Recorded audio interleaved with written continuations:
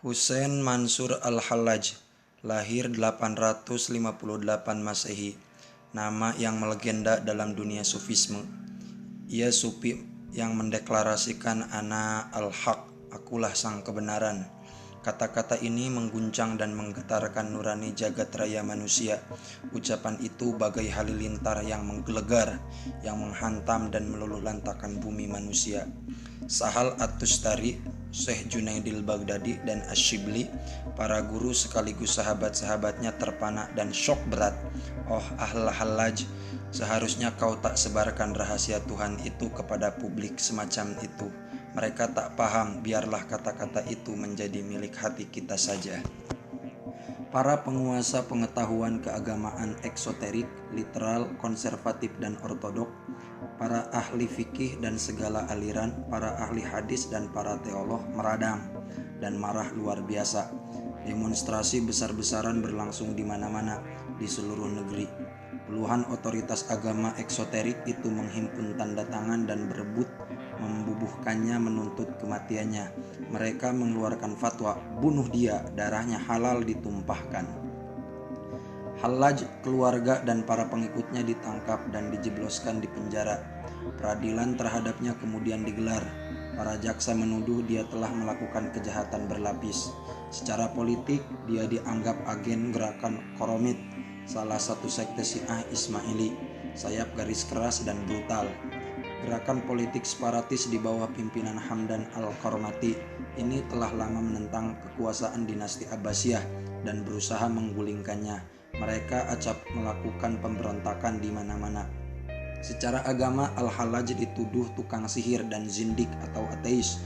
Pembelaan yang cerdas dan jujur tak mampu melawan tekanan massa, emosional dan represi politik pencitraan. Pengadilan akhirnya menjatuhkan vonis Hussein Mansur Al-Hallaj dihukum mati. Tok, kekuasaan politik mendukung putusan ini. Khalifah Al-Muqtadir Billah menandatangani vonis itu. Al-Hallaj tak gentar atas vonis ini. Dia sudah mengetahui dan sudah lama menginginkan kematian seperti ini. Meski gurunya Syekh Junaid Al-Baghdadi memberi nasihat, dia tak surut tak bergeming.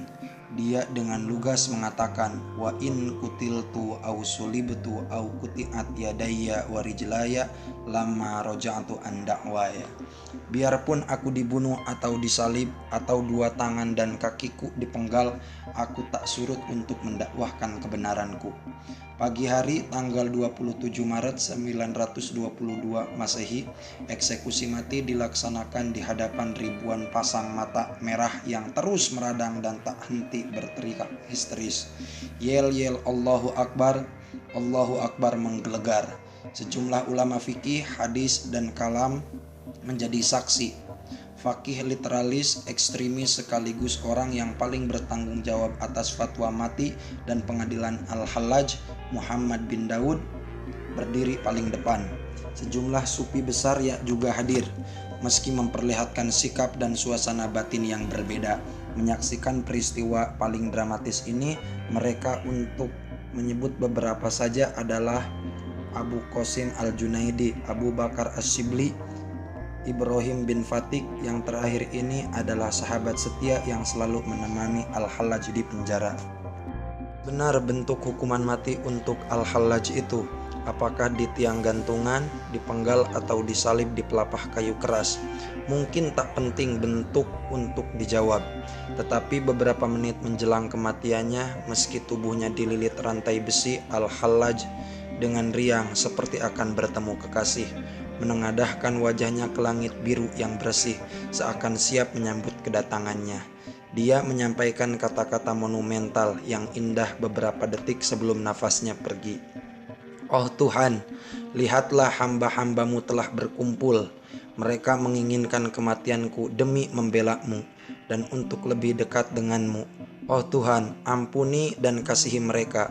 Andai saja Engkau menyingkapkan kelambu wajah-Mu kepada mereka sebagaimana Engkau singkapkan kepadaku, niscaya mereka tak akan melakukan ini kepadaku. Andai saja Engkau turunkan kelambu wajah-Mu dariku sebagaimana Engkau menurunkannya dari mereka, niscaya aku tak akan diuji seperti ini.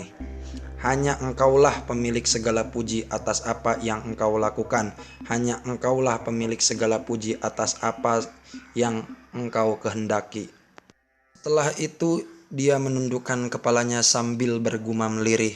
Uqtuluni ya thiqoti inna fi qatli hayati wa mamati fi hayati wa hayati fi mamati. Inda indi mahwadhati min ajallil mukarramati wa baqati fi sifati min qabihi sayyiati faqtuluni wa ahrikuni bi idhamil faniyati. Bunuhlah aku, oh kekasihku. Kematianku adalah kehidupanku. Kematianku ada dalam hidupku. Hidupku ada dalam kematianku. Ketiadaanku adalah kehormatan terbesar. Hidupku seperti ini tak lagi berharga. Bunuhlah aku, bakarlah aku bersama tulang-tulang yang rapuh. Suasana hening senyap, dada-dada berdegup.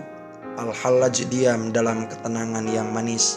Abul Haris As-Sayyaf sang algojo melangkah gagah dengan wajah amat angkuh dan sorot mata yang tajam.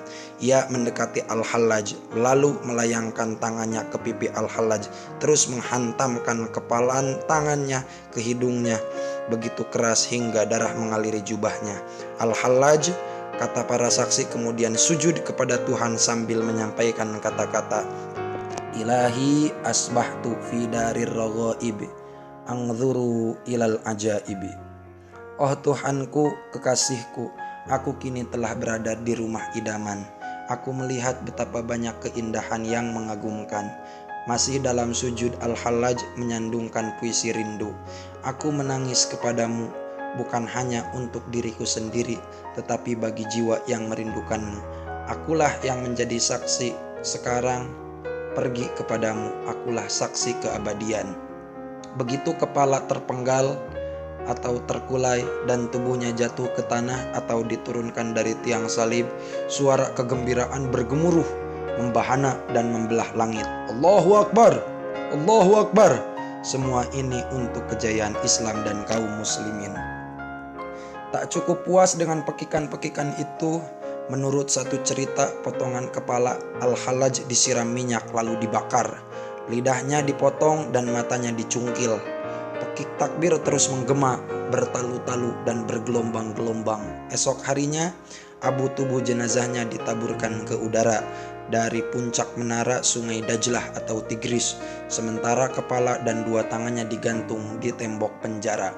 Kisah tragedi kematian mistikus besar ini disampaikan berbagai sumber dengan beragam nuansa mitologis dan dongeng atau asturoh. Sebagian cerita yang berkembang kemudian Al-Hallaj tidak mati.